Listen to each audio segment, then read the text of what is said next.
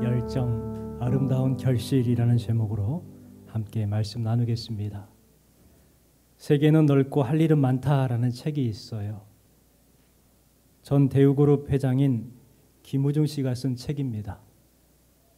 김우중 전 회장은 이 책을 통해서 수많은 젊은이들에게 희망과 꿈을 품게 했습니다. 그리고 많은 사람들에게 용기를 주었고 소망을 갖게 했습니다. 하지만 대우그룹이 어려워지면서 김우중 회장은 해외로 도피를 하게 되었고 5년 8개월 동안 도피 생활하다가 체포가 되었습니다. 그리고 감옥에 수감이 되었죠. 그분이 입국할 때에 어떤 신문 기사의 제목이었습니다. 세계는 넓지만 그가 기댈 곳은 없었다. 한평생 열심히 살았는데 정작 안식할 곳은 하나 없었다는 것입니다. 김우중 씨가 귀국 후에 수감이 되어서 독방에 생활했는데 그 독방의 크기가 1.3평이었다고 합니다.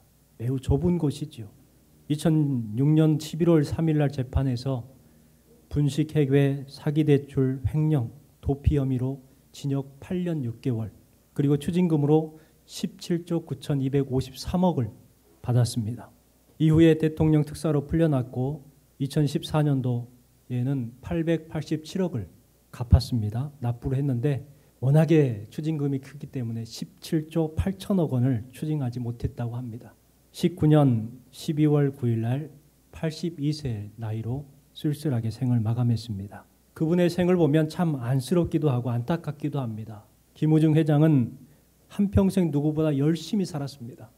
온 세계를 돌아다니면서 쉬지 않고 많은 일들을 했습니다. 그런데 마지막에는 그저 쓸쓸한 죽음으로 생을 마감했다는 거예요.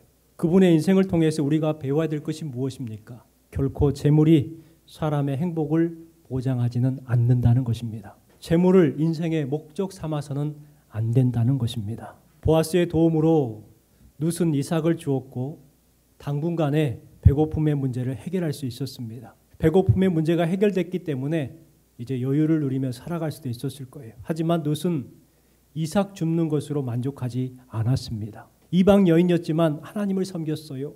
그리고 하나님의 뜻을 이루기 위해서 시어머니의 말에 순종했습니다. 그런데 여기에서 질문 한 가지 여러분에게 드리겠습니다. 과연 룻이 시어머니의 말을 이해하고 순종했을까요? 이방인이었기 때문에 이스라엘 풍습을 잘 몰랐을 것입니다. 말씀을 살펴보면 그래서 순종하기 두려워했다는 것을 알 수가 있어요. 3장 11절 말씀에 뭐라고 기록이 되어 있냐면 룻이 보아스의 발꿈치 밑에 누웠습니다. 그때 벌벌 떨죠. 그래서 보아스가 그것을 보고 룻에게 이렇게 말합니다. 내 딸아 두려워하지 말라. 여러분 순종하기 참 어려운 문제였어요. 그래서 같긴 같지만 벌벌벌 떨고 있었던 거예요. 두려워했던 거예요. 그래서 보아스가 내 딸아 두려워하지 마라 안심시키고 있는 거예요. 인간적으로 볼 때 보아스가 누운 곳에 들어가 누워라 하는 어머니의 말, 당신이 우리의 기업 물을 자입니다라고 책임져 달라고 말하는 그 말을 하는 것이 정말 말도 안 되는 말이었어요. 여러분이 룻이라면 그렇게 할 수 있었겠습니까? 두렵고 떨리는 일을 왜 하겠습니까? 우리는 말로는 잘할 수 있다라고 말합니다. 말로는 잘해요. 말로는 못할 게 없을 것 같아요.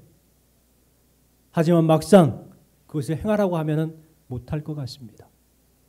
저만 그런가요? 우리는 하나님의 말씀을 늘 인간적인 잣대로 판단하려고 합니다. 내 생각에 맞으면 순종하고 맞지 아니하면 당연하다는 듯이 순종하지 않습니다. 우리에게 주신 말씀처럼 아무개와 같은 그러한 사람들이 많아요. 내게 손해가 되기 때문에 나는 안 하겠다. 나에게 이익이 되면 하겠다.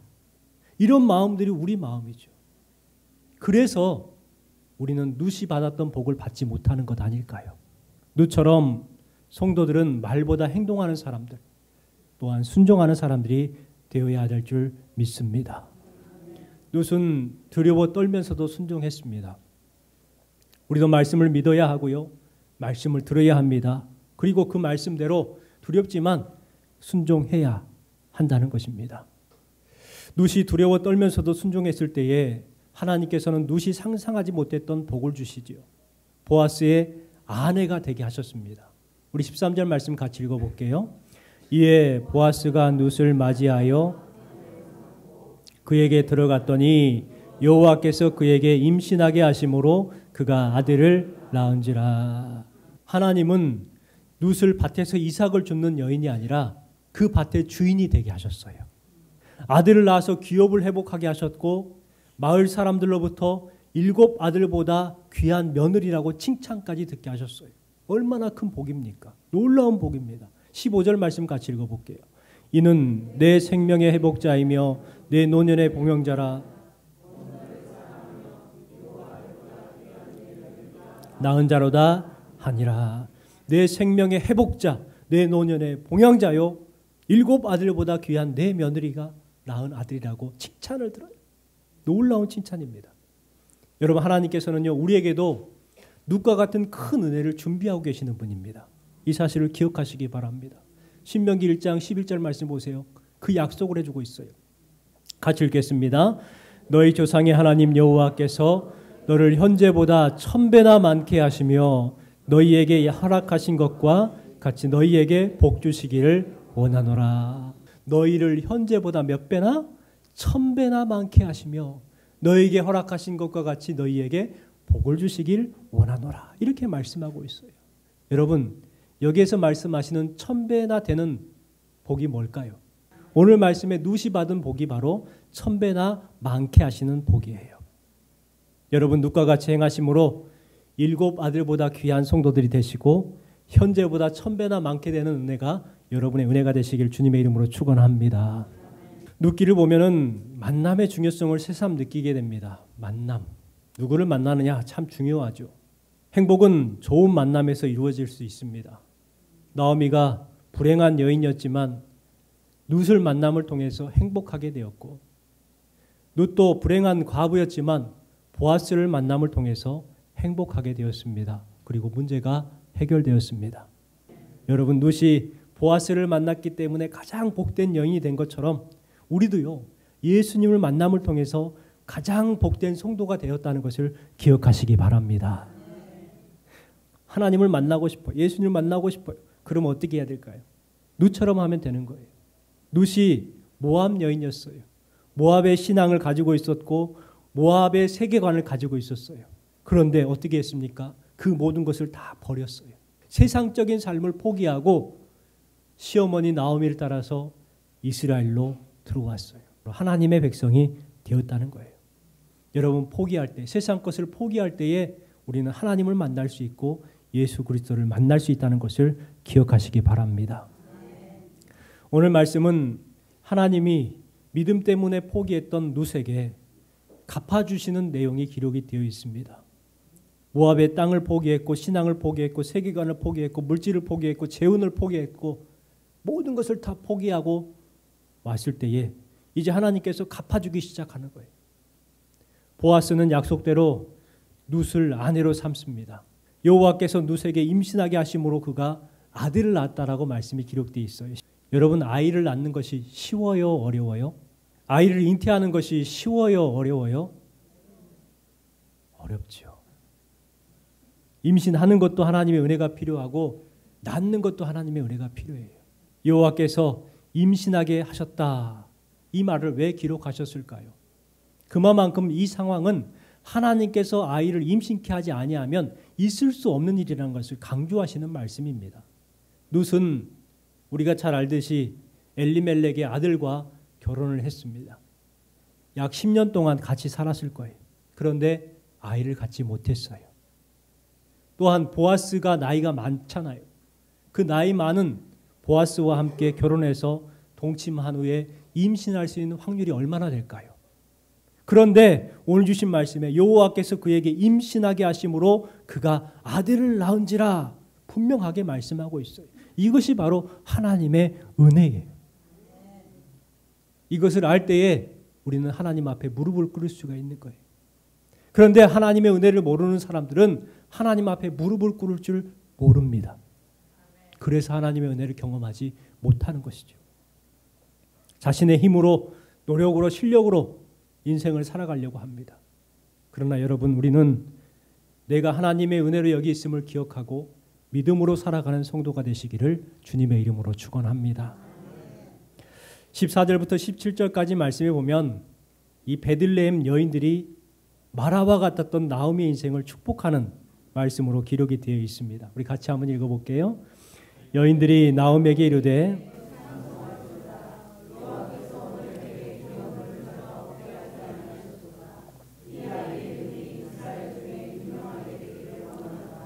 이는 내 생명의 회복자이며 내 노년의 봉양자라.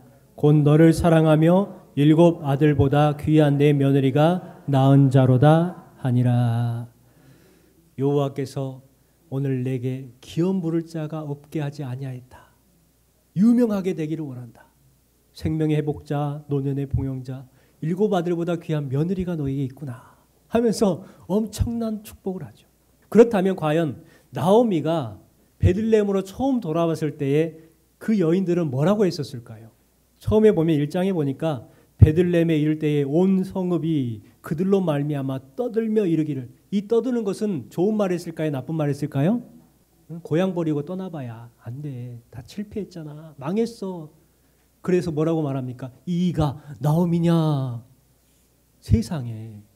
나오미도 똑같이 말했죠. 그들에게 이르되 나를 나오미라 부르지 말고 나를 마라라 부르라. 내가 풍족하게 나갔더니 여호와께서 내게 비어 돌아오게 하셨느니라. 쫄딱 망했다는 거예요. 그랬던 그들이 이제 뭐라고 축복합니까? 놀라운 말들을 하죠. 7 아들보다 귀한 며느리를 가졌구나. 7 아들보다 낫다는 정도가 아니에요. 7이라는 숫자는 완전수입니다. 그러니까 모든 아들들보다 귀한 며느리라는 거예요. 완벽하다, 퍼펙트하다라는 거예요. 여러분 오늘 주신 말씀을 통해서 이와 같은 복을 받기 위한 비결이 무엇인가 한번 생각해 보았으면 좋겠습니다. 첫 번째는 대신하여 짐을 졌기 때문입니다. 우리는 흔히들 나오미가 그리고 룻이 열심히 살아가지고 이렇게 복을 얻었다라고 생각을 합니다. 그것이 룻기의 줄거리라고 생각합니다. 그런데 아니에요. 만약 나오미가 아무리 룻을 설득해서 열심히 했더라도, 룻이 아무리 예쁘게 치장해서 꾸며서 가가지고 동침하려고 했어도 보아스가 노했다면 끝나버리는 거예요. 그런데 보아스가 어떻게 했어요? 기업 물을 자의 그 권리를 대신하여 짊어지게 되었기 때문에 가능했던 거예요. 보아스는 많은 사람들 앞에서 기업 물을 자의 권리를 주장을 하기 시작합니다. 아무개라는 사람은 포기했어요. 자신의 재산이 손해가 되기 때문에 그 권리를 포기했지만 보아스는 어떻게 했습니까? 자신이 기업 물을 자가 되겠다라고 선언했습니다. 룻이 예뻐서 그랬을까요? 룻이 아름다워서 그랬을까요? 아니었어요. 이방 여자요. 과부였습니다. 매력이라고는 하나도 없어요. 가난했어요. 부정한 여인입니다. 망한 가문의 여인입니다. 매력이 하나도 없었어요. 그러나 보아스는 나오미를 품었고 룻을 품어 주었습니다. 이게 어떻게 가능했을까요? 여러분이 만약 보아스의 입장에서 선다면 룻을 품을 수 있었을까요? 처음에 말씀드린 것처럼 말로는 할 수 있다고 하시겠지만 실제 행함은 하지 못했을 거예요. 우리 모두는 아무개의 선택을 했을 거예요. 나는 못하겠다. 나는 포기하겠다. 신발을 벗어버릴 사람들이 바로 우리들이죠. 그렇다면 보아스는 무슨 생각을 가지고 책임을 지겠다고 했을까요? 우리는 보아스의 마음을 이해할 수 없습니다. 보아스는 예수 그리스도의 표상입니다. 보아스가 룻을 품은 것처럼 예수님은 죄인인 우리를 품어주셨습니다. 이유가 뭐냐고요? 하나님의 헤세드일 뿐입니다. 하나님의 은혜라는 거예요. 룻에게 보아스의 사랑이 있어야 하듯이 우리에게는 예수님의 사랑이 반드시 필요합니다. 하나님의 사랑은 조건이 없어요. 일방적입니다. 그래서 바울 사도는 뭐라고 말씀했냐? 하나님의 사랑에 감격하면서 이렇게 말했죠. 같이 읽어보겠습니다. 자기 아들을 아끼지 아니하시고 우리 모든 사람을 위하여 내주신 이가 어찌 그 아들과 함께 모든 것을 우리에게 주시지 않겠느냐? 하나님께서는 최고의 것을 우리에게 주셨어요. 그것이 바로 예수 그리스도입니다. 그러기 때문에 최고인 것을 주셨는데 그 아래 것들은 안 주시겠느냐. 당연한 거라는 거예요. 이 놀라운 사랑을 우리가 받았어요. 예수님께서는 우리의 죄를 대속하시고 그 길을 가신 이유가 뭘까요? 우리가 예뻐서요? 우리가 사랑스러워서요? 우리가 하나님 앞에 물질을 드려서요? 아니에요. 이해할 수 없어요. 하지만 우리는 그 이해할 수 없는 사랑을 지금 현재 받고 있다는 것입니다. 또 두 번째는 서로 신뢰했기 때문에 가능했습니다. 오늘 말씀에 룻은 사람들에게 칭찬 들었죠. 7 아들보다 귀한 며느리라는 평가를 받습니다. 룻이 최고의 며느리라고 칭찬을 들을 수 있었던 이유가 뭘까요? 룻이 시어머니 나오미를 믿고 따랐기 때문에 그래요. 신뢰했기 때문에 그래요. 우리도 칭찬을 들어야 합니다. 그렇게 하기 위해서는 말씀을 신뢰하고 또 성도들을 신뢰해야 합니다. 신뢰하지 아니하면 그 공동체는 와야 되는 거예요. 잠언 31장 30절부터 31절까지 말씀 같이 읽어보겠습니다. 고운 것도 거짓되고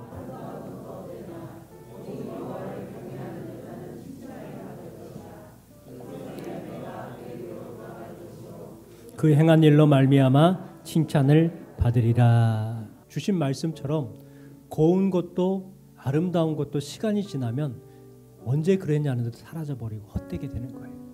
그러나 헛되지 않고 칭찬 들을 수 있는 방법이 뭐라고요? 여호와를 경외하는 것. 여호와를 경외하는 성도는 칭찬을 받을 것이라. 그 일로 말미암아 칭찬을 받으리라. 우리에게 말씀하고 있어요. 우리가 하나님의 말씀을 신뢰하고 그 말씀대로 순종하여 살아갈 때에 우리가 칭찬 듣는 성도들이 되게 될 줄 믿습니다. 마지막 세 번째는요. 칭찬 듣는 신앙생활을 해야 합니다. 칭찬 듣는 신앙생활. 오늘 본문을 보면은 베들레헴에 있던 사람들이 칭찬하죠. 보아스를 칭찬하고 룻을 칭찬합니다. 나오미를 칭찬합니다. 룻이 낳은 자식, 그 자식을 또 축복해 주죠. 엄청난 거예요. 우리 14절 15절 말씀 한 번 더 읽겠습니다. 여인들이 나오미에게 이르되 기업을 물을 자가 없게 하지 아니하셨도다. 이 아이의 이름이 이스라엘 중에 유명하게 되기를 원하노라. 이는 내 생명의 회복자이며 내 노년의 봉양자라. 곧 너를 사랑하며 7 아들보다 귀한 내 며느리가 낳은 자니라 하니라. 우리도 룻과 같이 이렇게 칭찬 들었으면 좋겠습니다. 칭찬 듣는 신앙생활을 해야 합니다. 세상 사람들로부터 인정을 받고 칭찬 듣는 신앙생활. 남이야 뭘 하든 상관하지 마. 이런 말 하잖아요. 이건 큰일 날 소리예요. 우리는 다른 사람들에게 칭찬받는 신앙생활을 해야 합니다. 축복도 받아야 돼요. 그렇다면 칭찬 듣기 위해서는 어떻게 해야 될까요? 오늘 주신 말씀 결론에 룻이 낳은 아들의 이름에 대해서 기록되어 있습니다. 그 이름이 뭐라고 기록되어 있습니까? 오벳이라고 기록이 되어 있죠. 오벳의 뜻이 뭐예요? 섬기는 자, 섬기는 종이라는 뜻입니다. 마을 사람들이 와가지고 너의 그 귀한 아들을 오벳이라 하게 한다. 이렇게 말하면 여러분 기분 좋겠어요? 나쁘겠어요? 섬기는 자가 될 것이다. 섬기는 종이 될 것이다. 이런 말을 했으면 좋을까요? 싫을까요? 다른 이름, 영광된 이름, 높아지는 이름을 해야 되지 않을까요? 그런데 오벳이라 이렇게 했습니다. 이 뜻이 무엇일까요? 룻기의 결론과 같은 말씀이에요. 하나님을 섬기는 자가 되라. 하나님의 종이 되어라. 우리에게 말씀하고 있는 거예요. 그러면 우리의 이름이 어떻게 된다고요? 유명하게 될 것이다. 이렇게 말씀하고 있는 거예요. 여러분 하나님을 섬김을 통해서 오늘 주신 말씀처럼 룻의 복을 얻는 여러분 되시기 바랍니다. 열정을 다해서 하나님을 섬기십시오. 그러면 아름다운 결실이 우리에게 맺혀질 줄 믿습니다. 여러분이 7 성도 부럽지 아니한 여러분 한 사람 한 사람이 되시고 7 가정 부럽지 아니한 여러분 가정이 되시고 7 교회 부럽지 아니한 우리 교회가 되기를 주님의 이름으로 축원합니다.